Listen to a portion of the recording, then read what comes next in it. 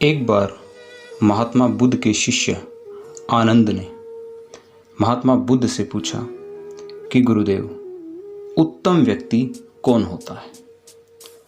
तो दोस्तों, इस कहानी के माध्यम से हमें बुद्ध के शब्दों में ये पता चलेगा कि एक उत्तम व्यक्ति कौन होता है और उत्तम व्यक्ति के क्या लक्षण होते हैं।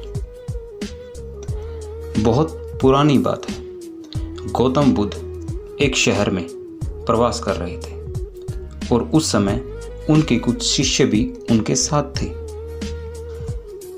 उनके शिष्य अगले दिन जब सुबह बाहर उस शहर में घूमने निकले, भिक्षा मांगने निकले, तो शहर के लोगों ने उन शिष्यों के साथ बहुत बुरा व्यवहार किया, उन्हें बहुत बुरा भला कहा। ये सब सुनकर शिष्यों को बहुत बुरा लगा और वे वापस लौट आए।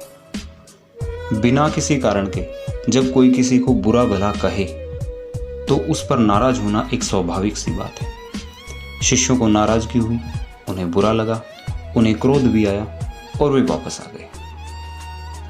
जब गौतम बुद्ध ने देखा कि शिष्य बहुत क्रोध में हैं, तो बुद्ध ने उनसे पूछा, क्या बात है, आप सब इतने तनाव में क्यों दिख रहे हैं। तब एक शिष्य क्रोध में बोला, हमें यहाँ से तुरंत निकल जाना चाहिए।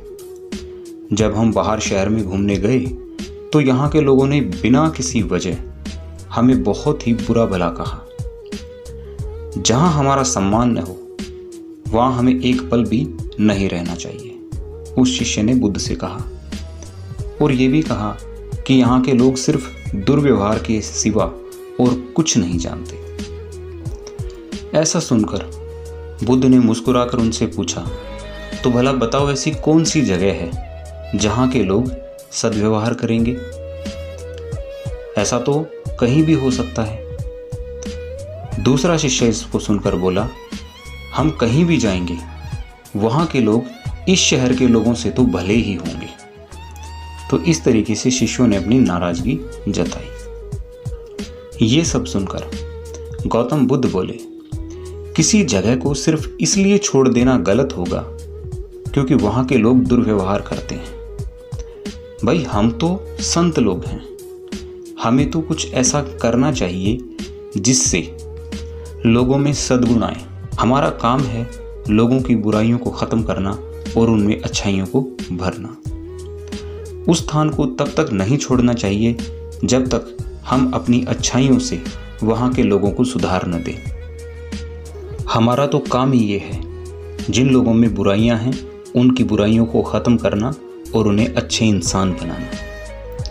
जब हम लोगों से बार बार अच्छा व्यवहार करेंगे तो आखिर कब तक वो लोग हमारे साथ बुरा व्यवहार करेंगे। वो एक दिन सुधर जाएंगे और वो भी अच्छा व्यवहार करेंगे। बुद्ध ने उन्हें समझाया। बुद्ध ने अपनी बात आगे बढ़ाते हुए कहा, सही चुनौती तो वो है जब हम विपरीत परिस्थितियों में भी खुद को साबित कर सकें और इस समाज को सुधारने का काम कर सकें।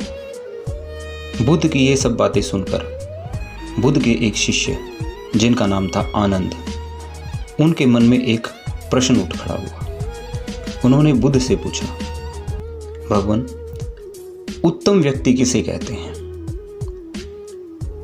इस पर बुद्ध ने जवाब दिया, जिस प्रकार युद्ध में बढ़ता हुआ हाथी चारों तरफ के तीर सहते हुए भी आगे बढ़ता रहता है, ठीक उसी प्रकार उत्तम व्यक्ति भी दूसरों के अपशब्दों को सहते हुए अपना कार्य करता रहता है। बुद्ध कहते हैं, खुद को वश में करने वाले प्राणी से ज़्यादा उत्तम और कोई नहीं हो सकता।